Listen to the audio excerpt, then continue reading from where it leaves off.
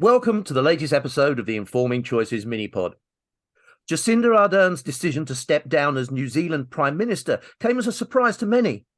She became the world's youngest female head of government when she was elected Prime Minister in 2017 at 37 years old. She has led New Zealand through the COVID-19 pandemic and a series of disasters, including the terrorist attack on 2 mosques in Christchurch and the White Island volcanic eruption. Asked how she would like New Zealanders to remember her leadership, Ardern said, "As someone who always tried to be kind.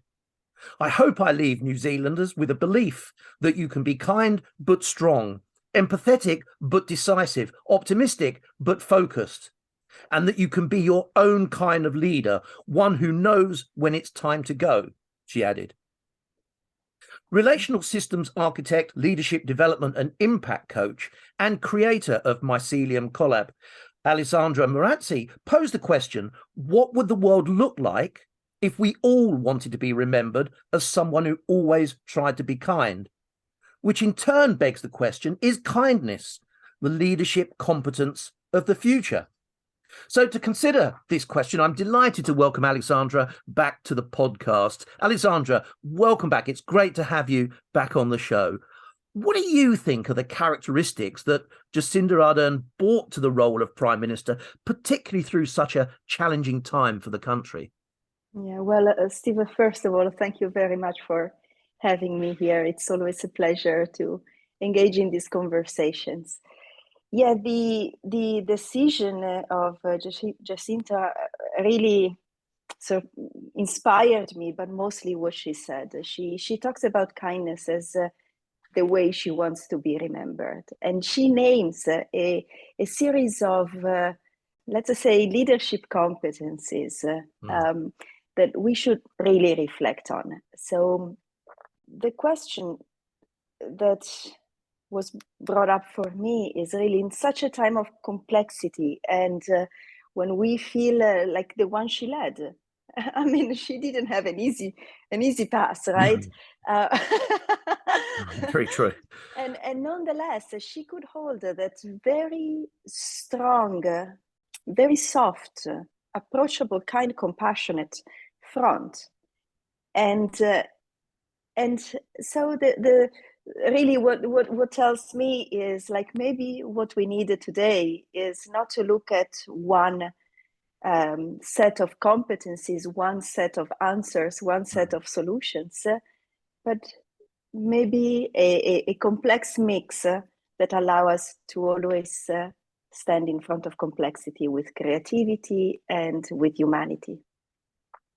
And one of the things that does strike me is there something about the feminine, not females or women, but the feminine characteristics and traits compared to the masculine traits that we may have seen in other leaders throughout such a difficult period? Is there a shift in balance that you think we need in leaders across the world of whatever gender?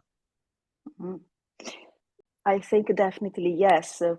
In leaders and in societies and in our relationships, the models that of leadership, of parenting, of political leadership, and so on, that are only grounded on one side, on one pole, don't seem to generate the desirable outcomes anymore. They are no longer the answers to what we are facing. So over time, I think what we are experiencing at many levels is this call to use what you call more the feminine aspects. We started calling them the soft skills, right? Yes, that's right. And yet these soft skills are pulled out when COVID strikes, when terrorist attacks happen. They're not so soft. Yes. They are they are really effective responses. But again, they are not the only responses. She says, and this is for me very telling, she says strength and courage. Actually, she says but. I would replace that but with and, because we need both strength and kindness and softness. So the integration maybe of the masculine and the feminine, I think, is probably the big challenge we are called to. When we were preparing for this, you shared a phrase with me: kindness and complexity are not a paradox. Explain what you meant by that. Well, we come from more of a linear thinking and an habituation of simplistic solutions and precise, perfected solutions, right? That give us a sense that we are in control. And the world events, our life, is showing us over and over again that there is no such a thing. We live in complex systems, and we pull one string and a mess happens somewhere else, right? Yeah. So this complexity is no longer, I think, in the discussion. It's the world we live, the world of systems, the world of living systems. And the traditional responses of toughness and force, which we have used to control the systems, don't work. So maybe kindness is what allows us to stay open to the emergence, to what is emerging in the system, and to have that clarity, that we are called to have right now. To always know what it is, what we see, what we feel, what we sense. And we can only do that if we are open. And kindness opens us. That's really nice. I'm sure we'll come back to that notion of openness. But one of the things you said there kind of leads me on to the next question, which is this sort of similarities and difference, if you like, between enterprise and between politics and between government. So what do you see are the parallels there that we might draw between the political sphere that Jacinda Ardern occupied and the enterprise sector? What are the lessons that we can draw that are associated with kindness? Well, I would simply say, Steve, that if that model seems to work in bigger systems like a nation, why not giving it a try in smaller systems and see what it produces? And I think many leaders are moving in that direction at the organizational enterprise level. It's a bit rare to see it in politics, but that's just yes, that's true. Maybe my impression. No, I think I might suggest that perhaps that's because politics is still generally the realm of men who maybe find it a little bit harder to think in the similar way to. I'm trying not to generalize, but it's hard not to, isn't it? One of the things you said you were talking about there then about, why would it not be a good idea to bring into enterprise? Is your sense that people like Elon Musk might become a relic of the past very soon as we realize that we do have to think differently because of complexity and uncertainty emerging? Well, it's all around us now, isn't it? Never mind emerging into the future. But is that likely to become an old-fashioned way of being, do you think? Yeah, well, aside from my personal opinion of Elon Musk, and a part of me hopes he becomes a relic of the past, but let's not go there. What I think is important to focus on is the fact that we want a kind of leadership that generates life and that supports life.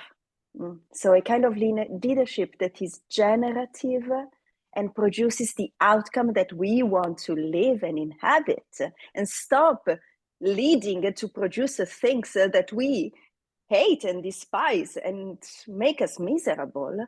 And on the other side, and together with that, a leadership that is regenerative, that is life affirming, that recognizes, you see, we have always looked at systems as something outside of us. We have looked at them like we look at rain, and we have used their own criteria to validate how effective we were. We have used truth and we have used the functional fit, right? Like Ken Wilber would say, now we are realizing that we are the system, we are inside.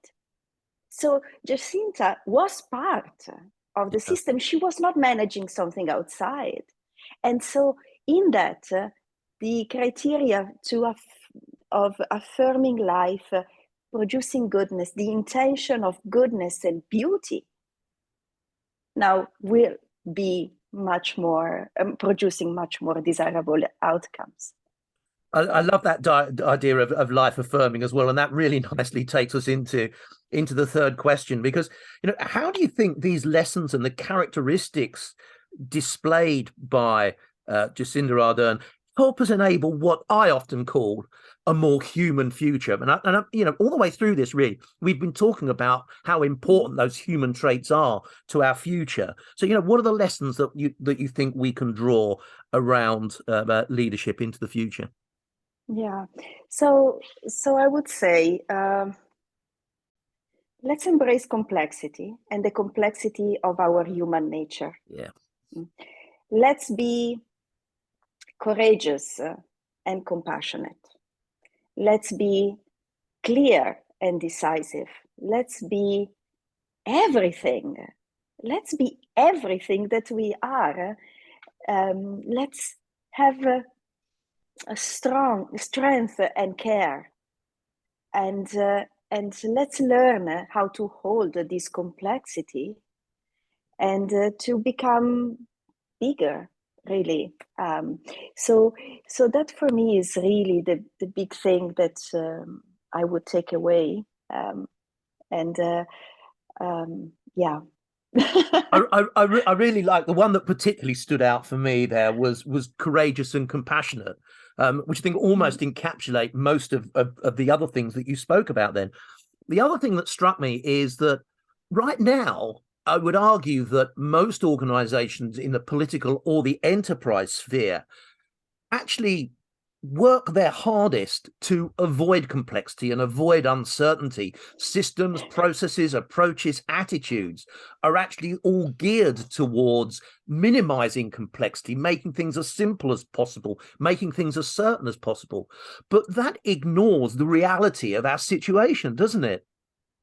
Well, it ignores reality, full stop. I mean, it's like we cannot, we can avoid, we can pretend that it's not there, but we will be confronted with the results of being in a complex world. So, but again, bringing in a bit of compassion, let's not forget that our nervous system has evolved to keep us safe. I think we have talked about it already. Yeah. And I always bring it back because otherwise we may become judgmental in the other direction. No?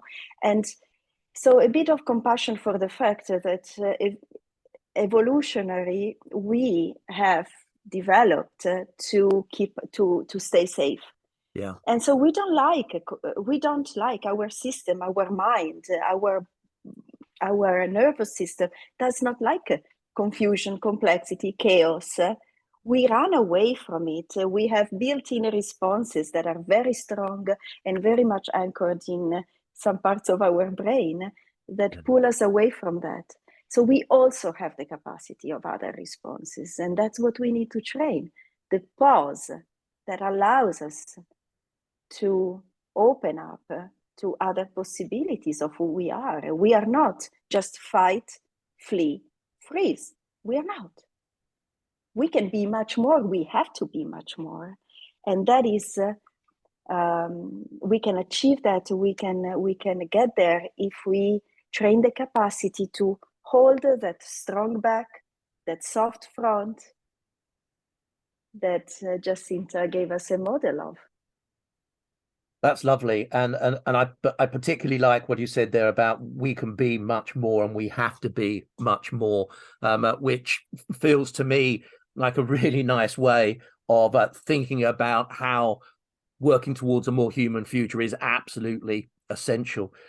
Alessandra, thank you so much for your time today. That's been an absolutely wonderful conversation. I really, really enjoyed that. Well, thank you very much. I always treasure these moments with you. Yeah, So thank you thank for you very having me. much. Thank you.